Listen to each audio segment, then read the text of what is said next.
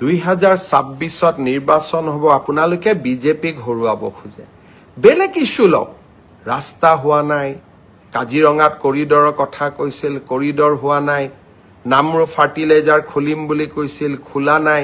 দলং বনাম বুলি কৈছিল বনোৱা নাই চাকৰি দিম বুলি কৈছিল দিয়া নাই লোন দিম বুলি কৈছিল দিয়া নাই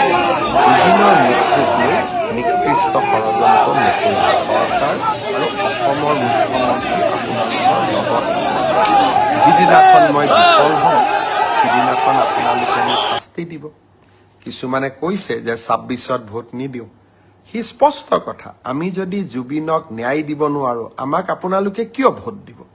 নিদিয়াটো স্বাভাৱিক আৰু তাক আমি মানিও ল'ব লাগিব